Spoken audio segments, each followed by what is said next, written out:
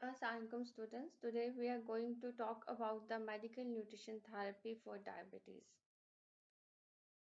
End of the lecture, we will be able to learn the describe the prevalence of diabetes in Pakistan, describe the dietary factors associated with disease, discuss the role of weight gain in etiology of type 2 diabetes, discuss role of nursing prevention and management of disease.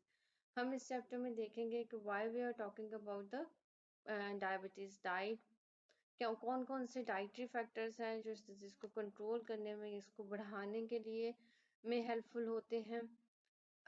Weight gain का क्या role है type 2 diabetes में, और आप लोगों का क्या role है इस डिजीज को प्रिवेंट करने में या मैनेज करने में। फर्स्ट ऑफ ऑल तो हम ये देखते हैं कि हम why we are talking about the diabetes management of nutrition, या हम डायबिटीज के बारे में ही क्यों बात करें। There are so many other disease on the world, तो हम कुछ डिजीज को ही क्यों फोकस करें। तो इसकी रीजन ये है कि पाकिस्तान में वर्ल्ड वाइड बहुत सारे लोग हैं, देयर नंबर ऑफ पीपल जो कि डायबिटीज से अफेक्टेड है। WHO ranks Pakistan 7th on diabetic prevalence list, यानी कि हम 7th मोस्ट टॉप पे हैं जहाँ पे डायबिटीज पेशेंट्स बहुत ज्यादा है। As many as 6.9 million people suffer from the diabetes in Pakistan. यानी कि अगर हमारे 2021 में हमारी जो पॉपुलेशन दैट इज 212 मिलियन, तो उसमें से 6.9 मिलियन लोग ऐसे हैं जो डायबिटीज से अफेक्टेड है। मेजर नंबर है, यानी कि 12% लोग ऐसे हैं हमारे इर्द गिर्द जो कि डायबिटीज से अफेक्टेड है, and figure could go up to the 11.5 million by 2025, और अगले 4 सालों में ये डबल हो सकते हैं। Steps are not taken now to control the disease, अगर हमने इस डिजीज को कंट्रोल करने के लिए कोई स्टेप नहीं लिया तो। आप इसको इसी तरह देख सकते हैं, फॉर एग्जांपल आपके घर में या आसपास आप बहुत सारे लोगों को मिलेंगे जिनको खुदा ना खास्ता कोई और डिजीज तो नहीं है, आप बहुत जो है वो बहुत ज्यादा बाकी डिजीजेस को नहीं देखते, लेकिन आप ये देखेंगे कि आपके घर में एक पेशेंट जरूर डायबिटीज का होगा। दैट कुड बी नाना, दादा, दादी, नानी और पेरेंट्स में से कोई। तो हम मोस्टली लोग ऐसे हैं जिनके घरों में कोई एक आध पर्सन जरूर होता है जो डायबिटीज से सफर कर रहा है। तो इससे हमें पता लग जाता है कि हमारे कम्युनिटी में, हमारी कंट्री में, हमारी वर्ल्ड में डायबिटीज से अफेक्टेड लोग कितने ज्यादा और उन्हें कितनी ज्यादा हेल्प की जरूरत है।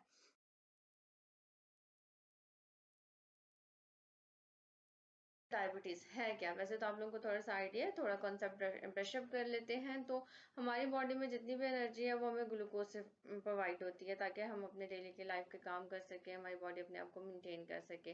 ठीक है, अब वो ग्लूकोज ब्लड में किस तरह से ट्रेवल होता है, glucose is transported by the blood. ठीक है, अब बॉडी में ब्लड के थ्रू ट्रेवल करता है, लेकिन ये ब्लड में किस तरह से कंट्रोल होता है, ये ब्लड में कंट्रोल होता है by the help of the insulin. Insulin की है जो कि ग्लूकोज को ब्लड के अंदर जाने देती है या जाने से रोकती है या उसकी मिकदार को कंट्रोल करती है। अब इस नॉर्मल सिनेरियो को ये समझना है कि ब्लड में ग्लूकोज की जो मिकदार है वो इंसुलिन कंट्रोल करती है। ठीक है, हमारी बॉडी को ग्लूकोज रिक्वायर्ड है, ग्लूकोज जो ट्रांसफर होता है ब्लड के थ्रू, और ब्लड में जो ये कंट्रोल होता है वो इंसुलिन के थ्रू होता है। अब इंसुलिन कहाँ पे बनती है, हमारे पेंक्रियाज में, beta cells of the pancreas में। ठीक है, खुदा न खास्ता अगर किसी वजह से इंसुलिन ना बने या जो बन रही है वो प्रॉपर तरीके से काम ना करे, तो हमारे ब्लड शुगर लेवल्स में क्या है, ग्लूकोज का लेवल हाई होना शुरू हो जाता है, यानी हाइपरग्लाइसीमिया हो जाता है। तो उसके हम क्या कहते हैं, उसके इस कंडीशन को हम डायबिटीज कहते हैं। अदरवाइज तो डायबिटीज की डेफिनेशन है irregular sugar level of the in the blood is called the diabetes. ठीक है, अब इसकी दो टाइप्स है। टाइप 1 किसी भी वजह से जो हमारे इंसुलिन बनाने वाले सेल है वो इंसुलिन नहीं बना रहे, उसमें बहुत सारी कंडीशंस, ऑटोइम्यून डिजीज और समथिंग एल्स। ठीक है, तो उसको हम क्या कहते हैं, टाइप 1 डायबिटीज। और दूसरा कौन सा है कि वो इंसुलिन बन रही है but due to weight gain, but due to other condition वो इंसुलिन हमारी बॉडी में यूज नहीं हो रही, तो उसको हम क्या कहते हैं, टाइप 2 डायबिटीज। ठीक है, तो डायबिटीज क्या है, irregular sugar level specially hyperglycaemia in the blood. ठीक है, देन उसमें दो टाइप्स है। टाइप 1 या तो वो इंसुलिन बन नहीं रही इसलिए शुगर लेवल्स रेज हो रहे हैं, या इंसुलिन बन रही है तो वो प्रॉपर यूज नहीं हो रही, that is a type 2 diabetes. ये तो हो गया हमारे पास डायबिटीज का कॉन्सेप्ट। जो टाइप 1 डायबिटीज है वो ऑलमोस्ट अगर 100 लोग हैं तो 10 लोगों को टाइप 1 डायबिटीज होती है, और उसमें से 90 लोग जो है टाइप 2 डायबिटीज होती है, यानी कि 90% प्रिवलेंस जो है पेशेंट्स डायबिटिक पेशेंट में वो टाइप 2 डायबिटीज का, और 10% जो है वो टाइप 1 देन हम बात कर लेते हैं कि क्या साइन एंड सिम्टम होंगे जो एक डायबिटिक पेशेंट है। तो उसको मैंने एक फैक्टोरियल फॉर्म में आपके सामने भी स्लाइड में एंटर कर दिया है। ऑलवेज टाइट, हर टाइम थका रहेगा। क्यों? क्योंकि उसका एनर्जी लेवल मेंटेन नहीं हो रहा। फ्रीक्वेंट यूरिनेशन, बार बार उसे यूरिन की अर्ज होगी। ठीक है। सडन वेट लॉस, अगर कोई जख्म हो जाएगा तो वो जल्दी ठीक नहीं होगा, जल्दी हील नहीं होगा। Wound that won't heal. Sexual problem होंगे, इसमें रेक्टाइल डिस्फंक्शन आ जाता है मेल्स में। ऑलवेज हंग्री, हर टाइम भूख लगी होगी। ब्लरी विजन, धुंधला नजर आना शुरू हो जाएगा। नम्बनेस और टिकलिंग होगी, यानी हाथों पांव सुन्न होना शुरू हो जाएंगे। ऑलवेज थर्स्टी, बाबा मुंह खुश्क होगा और प्यास लगेगी। और फीमेल में vaginal infection. Type 1 diabetes and there type 2 diabetes. Type 1 उसमें जो इंसुलिन है वो बन ही नहीं रही, एंड टाइप 2 इंसुलिन बन रही है लेकिन प्रॉपर यूज को हम एक साइड पे कर देते हैं, क्योंकि वो इंसुलिन इंजेक्ट करते हैं और उसके थ्रू ही वो कंट्रोल होती है। जो टाइप 2 है उसका हम बॉडी वेट के जरिए, उसको हम डाइटरी रेजिम के जरिए कंट्रोल कर सकते हैं और नॉर्मल रेंजेस में लेके आ सकते हैं। हम वो इंसुलिन जो प्रॉपर काम नहीं कर रही, हम ऐसे कुछ रेमेडीज कर सकते हैं कि वो उसका फंक्शन हमारी बॉडी में प्रॉपर हो जाए। तो एक रिलेशन है वो वेट और डायबिटीज का। Being overweight is a primary risk factor for the type 2 diabetes. यानी कि जितने भी लोग ओवरवेट हैं, जितने भी लोग हैं जिनका बीएमआई जो है वो उनको ओवरवेट में फॉल करता है, वो सारे के सारे रिस्क पे हैं टाइप 2 के। एक रिस्क फैक्टर क्या है? ओवरवेट होना टाइप 2 डायबिटीज का एक रिस्क फैक्टर है। तो हमने उन्हें क्या कहना है कि वो अपना वेट रिड्यूस करे ताकि वो इस खतरे से बाहर निकल आए। क्यों रिस्क फैक्टर क्यों है? अगर बॉडी में इंसुलिन रेजिस्टेंस है, ठीक है, तो वो बॉडी के टिश्यूज है ना जो रेजिस्ट कर रहे हैं उस इंसुलिन को, तो उस कंडीशन में क्या होगा? द मोर फैटी टिश्यूज जो है, जितना आपके बॉडी में फैट भर जाएगा, the more resistant your cell become to the insulin, उतना ही वो रेजिस्टेंस इंसुलिन की बढ़ती जाएगी। मीन्स जितने, अगर थोड़े सेल्स हैं थोड़ा रेजिस्ट करेंगे, ज्यादा सेल है तो ज्यादा इंसुलिन को रेजिस्टेंट करेंगे। तो जितने लोग ओवरवेट हैं वो सारे के सारे टाइप 2 डायबिटीज के रिस्क पे हैं। What is the management nutrition therapy goal for the diabetes? पहला गोल क्या है? Achieve and maintain. हमने कुछ लेवल्स हैं जो अचीव करने हैं और उनको मेंटेन करना है। सबसे पहली बात क्या करनी है? हमने ब्लड ग्लूकोज लेवल को नॉर्मल रेंज में रखना है। वो किस तरह से, वो हम आगे डिस्कस कर लेते हैं। देन दूसरा, हमने प्रीवियस चैप्टर में पढ़ा था lipid profiles that reduce the risk of the cardiovascular disease. Lipid profile को हमने क्या करना है? नॉर्मल रेंज में रखना है, मेंटेन रखना है, सो दैट कार्डियोवास्कुलर डिजीज के चांसेस ना हो। Blood pressure level in normal range, blood pressure को हमने नॉर्मल रेंज में रखना है। ब्लड प्रेशर लेवल को नॉर्मल रेंज में रखने के लिए हमने डैश डाइट पढ़ी थी एंड कार्डियोवास्कुलर डाइट भी हम पढ़ चुके हैं। ठीक है। ब्लड ग्लूकोज लेवल को नॉर्मल रेंज में कैसे रखना है ये हम आगे पढ़ लेंगे। वैसे मैं थोड़ा सा ओवरव्यू दे देती हूँ। हमने कहा था कार्डियोवास्कुलर डिजीज को प्रिवेंट करने के लिए हमें क्या है? अपने ट्राइग्लिसराइड्स लेवल्स और लिपिड्स लेवल नॉर्मल रेंज में रखने हैं, उसमें हमें अपना वेट मेंटेन करना है, और उसके अलावा कोलेस्ट्रॉल जो है, कोलेस्ट्रॉल फैट्स जो है वो हमने कम मिकदार में ऐड करनी है अपने खाने में। ब्लड प्रेशर लेवल्स को नॉर्मल रेंज में रखने के लिए हमने कहा था हमें लो सोडियम डाइट लेनी है। ठीक है। To prevent the rate of development of chronic complication by modifying nutrient intake and lifestyle, और जो कॉम्प्लिकेशन डायबिटीज की वजह से हो सकती हैं उसको हम किस तरह से प्रिवेंट कर सकते हैं या स्लो डाउन कर सकते हैं उन कॉम्प्लिकेशन को, प्रोसेस को। हमने न्यूट्रिएंट इनटेक को जो है वो मॉडिफाई करना है एंड लाइफस्टाइल को मॉडिफाई करना,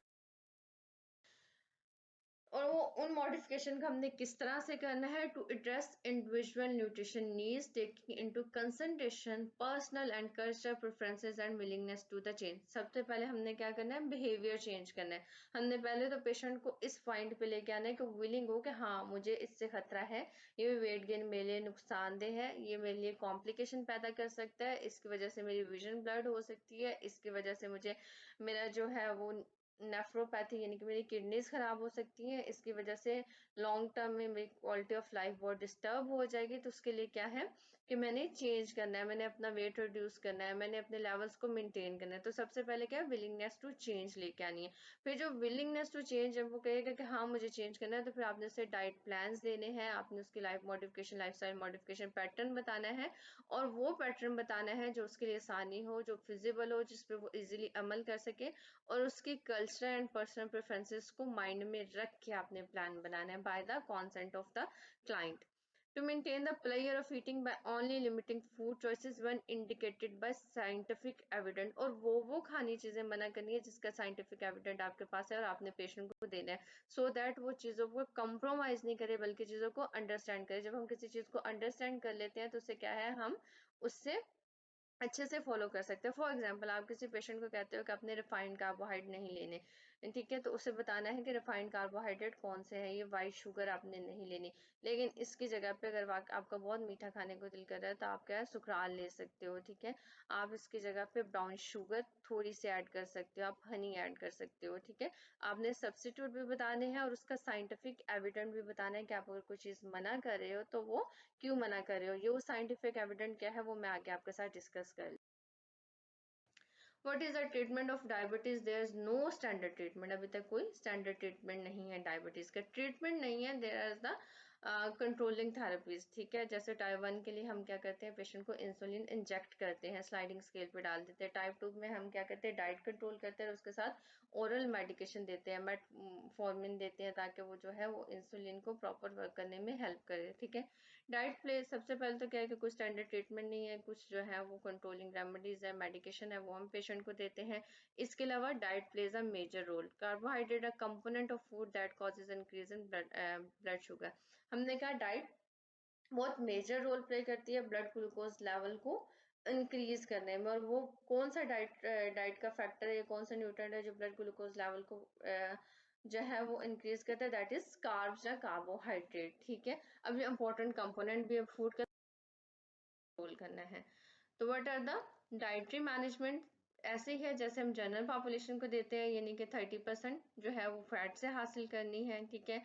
10 to 20% जो टोटल एनर्जी का इंटेक है वो प्रोटीन से लेना है, और 55% जो है वो कार्बोहाइड्रेट से लेना है। तो उस पेशेंट को या उस क्लाइंट को आपने कहना है कि आप जब भी अपना प्लेट या अपना खाने का जो प्लेट साइज है आपने उसको इस तरह से बनाना है कि आपके एक मील में 30% फैट हो, 10 to 20% जो प्रोटीन और 55% जो उसमें कार्बोहाइड्रेट, और 55% कार्बोहाइड्रेट से ज्यादा आपने कार्बोहाइड्रेट्स अपनी डाइट में नहीं लेना है।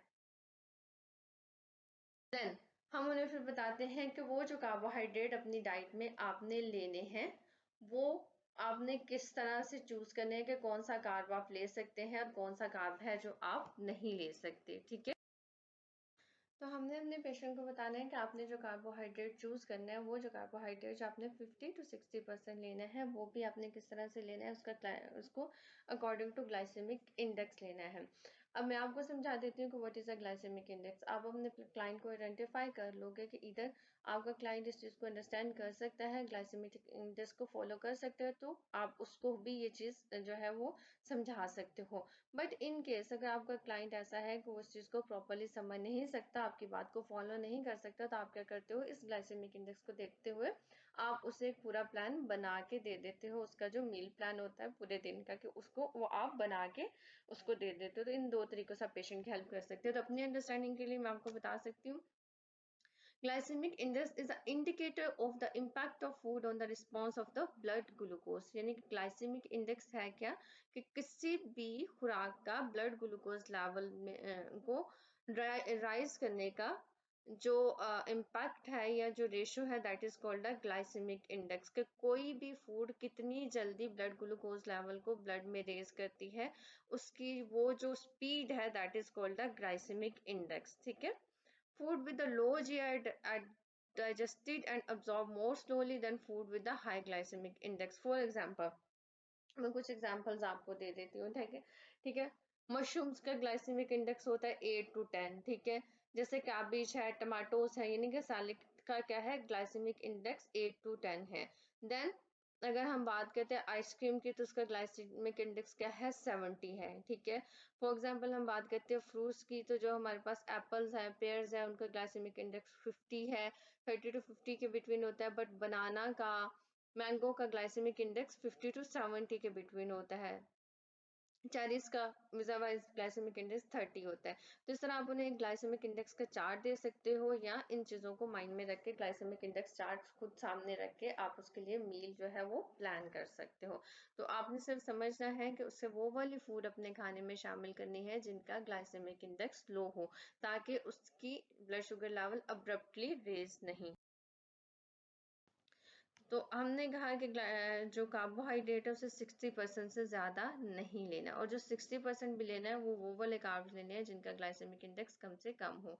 तो उसके लिए क्या मेथड यूज किए जाते हैं? There are two world renowned method, एक एक्सचेंज लिस्ट और एक कार्बोहाइड्रेट काउंटिंग। ठीक है, एक्सचेंज लिस्ट क्या है? फॉर एग्जाम्पल आप उसे कहते हो कि आप जो है वो डेली आपने लंच में सैलेड लेना है ब्रोकली का, वो कहते हैं नहीं आई डोंट लाइक ब्रोकली, ठीक है, मुझे अच्छा नहीं लगता। तो देन आप उसे कहते हो कि अच्छा ठीक है, आप लेटस, चने के सलाद के पत्ते सैलेड में ले लें, वो कहते हैं ये भी नहीं पसंद। आप उसे कहते हैं आप मशरूम सैलेड्स ले लें, क्योंकि तीनों का ग्लाइसेमिक इंडेक्स एक ही है। ठीक है, या तीनों जो है वो एक ही उसके साथ। वो कहते हैं कि मुझे फ्रूट पसंद है तो मैं बनाना खाना चाहता हूँ, आप उसे बता देते हो कि नहीं, बनाना का तो ग्लाइसेमिक इंडेक्स बहुत ज्यादा है। तो आप एक काम करें कि आप उसकी जगह पे क्या है, आप उसकी जगह पे चेरीज ले लें। अगर चेरीज अवेलेबल नहीं है तो आप ऐसा करें, एप्पल ले लें, ठीक है, स्ट्रॉबेरीज ले लें, ऑरेंजेस ले लें, पियर्स ले लें, इनका ग्लाइसेमिक इंडेक्स कम है। बट ग्रेप्स का, बनाना का, ठीक है, वाटरमेलन का ग्लाइसेमिक इंडेक्स ज्यादा होता है, तो आप उनको अवॉइड करें, आप उन्हें एक्सचेंज लिस्ट दे देते हो। ठीक है, दूसरा एक तरीका ये है कि आप उसे कार्बोहाइड्रेट काउंटिंग बता देते हो। दिस इज वेरी बेसिक, और ये बहुत ज्यादा फ्रीडम देता है पेशेंट को या क्लाइंट को।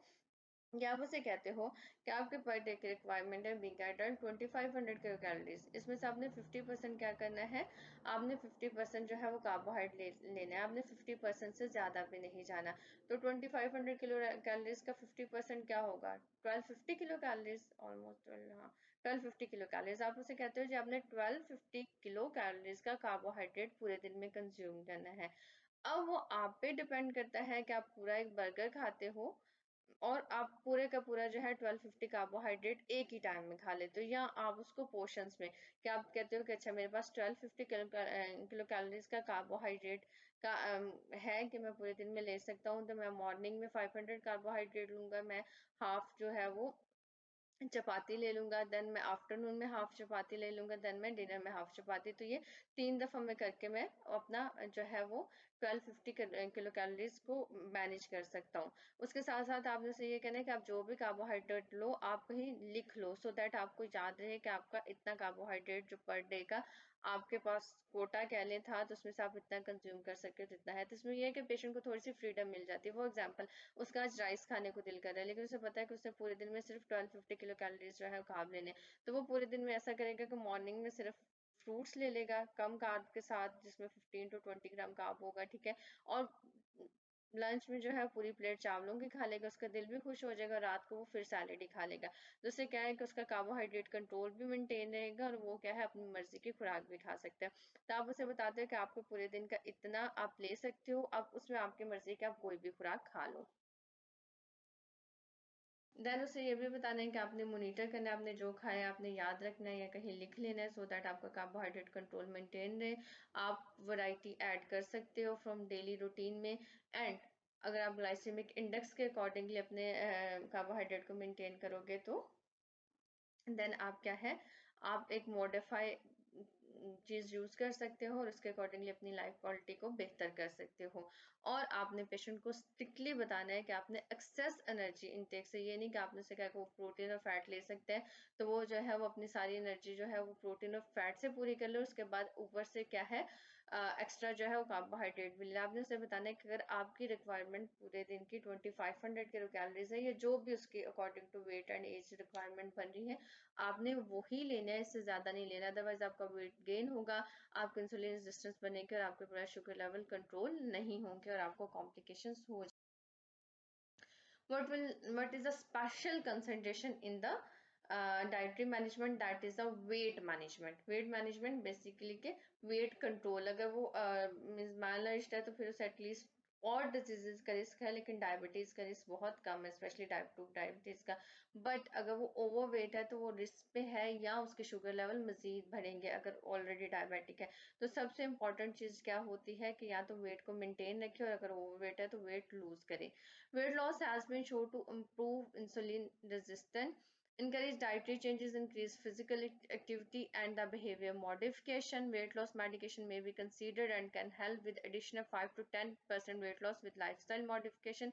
हमने कहा कि हमने पेशेंट को इनकरेज करना है वेट लूज करे। वेट लूज किस तरह से करेगा? डाइटरी चेंजेस करेगा, अपने फूड में जो है वो रिफाइंड कार्बोहाइड्रेट कम करेगा, अपने फूड में फाइबर ज्यादा करेगा, इसके अलावा फिजिकल एक्टिविटी ज्यादा करे एंड अपनी बिहेवियर मॉडिफिकेशन करे। हमने प्रीवियस वेट गेन के चैप्टर में पढ़ा था कि बिहेवियर मॉडिफिकेशन क्या है, कि सिर्फ तभी खाना है जब हंग्री हो, और उसी टाइम छोड़ देना है जब उसका पेट फुल हो जाए। ऐसा क्या करना है कि किसी भी अनकंडीशनल ईटिंग नहीं करनी, कि पार्टी पे जा रहे हैं तो ज्यादा खा लेंगे इस तरह से।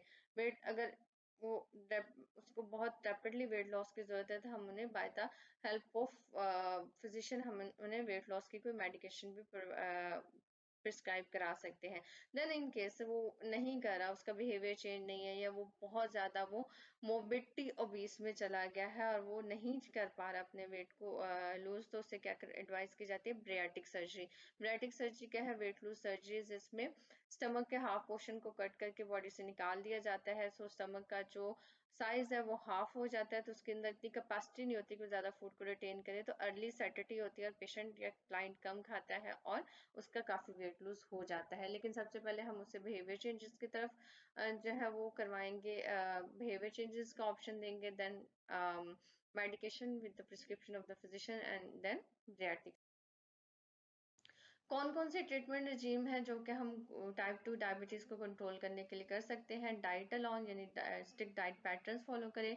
Diet combine with glucose lowering medication, diet patterns भी फॉलो करें, साथ में कोई ग्लूकोज लोअरिंग मेडिकेशन ले with the prescription of the physician. Diet combine with insulin, अगर टाइप 1 डायबिटीज के साथ है तो एक तो वो डाइट कंट्रोल करेगा sir, plus prescribed insulin injectables ले। Exercise combined with any of above, यानी exercise with diet control, exercise with diet and the glucose lowering medication. जितने वो स्टेप्स बढ़ाएगा उतना वो जल्दी वेट लूज करेगा। और regular monitoring blood glucose level in addition any of above, और अगर उसका ब्लड ग्लूकोज लेवल्स बहुत अर्ली फ्लक्चुएट करते हैं तो उसे कहना है कि वो अपना ब्लड ग्लूकोज लेवल जो है वो डेली रूटीन में।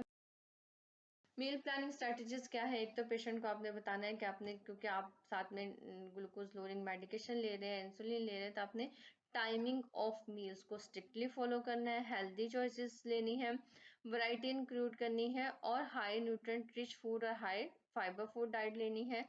ठीक है, पोर्शन कंट्रोल पे ज्यादा जोर देना है, और रिफाइंड शुगर्स को जितना हो सके लिमिट करना है। इसके अलावा कार्बोहाइड्रेट काउंटिंग करनी है, यानी कि आपने किसी भी सूरत में 50 to 60% से कार्बोहाइड्रेट अपनी डाइट में नहीं लेना। जितनी आपकी टोटल रिक्वायरमेंट उसके 50 to 60% से ज्यादा का कार्बोहाइड्रेट नहीं लेना। उसमें क्या हो सकता है, अगर तो पेशेंट को बिल्कुल समझ नहीं आ रही कि मैं किस तरह कंट्रोल करूं, मुझे नहीं पता, डिफ्रेंशिएट ही करना नहीं आ रहा है कि व्हाट इज कार्बोहाइड्रेट, और जो आप बातें मुझे बताते हैं मुझे समझ नहीं आती, तो आपने उसे क्या करना है? खुद से फिर एक मील प्लान बना के देना है 1 वीक का, और आपने उसे कहना है कि ये फॉलो करें। और उसके साथ आपने उसे थोड़ी चॉइसेस दे देनी है। फॉर एग्जांपल आप मील प्लान बना रहे हैं मॉर्निंग का, ठीक है, आपने लिख दिया ब्रेड, ब्राउन ब्रेड, ठीक है, साथ में आपने स्लैश में लिख दिया, ठीक है, कि आप जो है वो खा सकते हो, फॉर एग्जांपल आप खा सकते हैं एप्पल। अगर एप्पल अवेलेबल नहीं है तो आप स्लैश में लिख सकते हो कि आप वाटरमेलन ले सकते हो। ठीक है, क्या आपने उसे एक्सचेंज लिस्ट देनी है। ठीक है, देन कार्बोहाइड्रेट सर्विंग आपने उसे बताना है कि आप एक टाइम में कितना कार्बोहाइड्रेट ले सकते हो। लेबल रीडिंग, अगर आप बाहर से कुछ खाते हो, कहते हैं कि ठीक है, जो खुराक में जो खाना मैं खुद बनाऊंगा, जो घर पे बनेगा, उसमें तो मुझे पता है कि इसमें मैंने इतना ये डाला है। लेकिन इन केस अगर आप, मैं कुछ पैक्ड फूड लेता हूँ, मेरे पास खाना बनाने का टाइम नहीं है, मैं लंच ऑफिशियल आवर्स में करता हूँ, तो फिर आपने उसे बताना है कि वो लेबल रीड करेगा अपनी जो भी उसका पैक फूड है, किस पे कितने परसेंट कार्बोहाइड्रेट है, कितने किलोग्राम है। ठीक है, इंसुलिन टू कार्बोहाइड्रेट रेशो, यानी कि अपने स्लाइडिंग स्केल को जो है वो अपने कार्बोहाइड्रेट इनटेक के अकॉर्डिंगली मैनेज करेगा by the prescription of the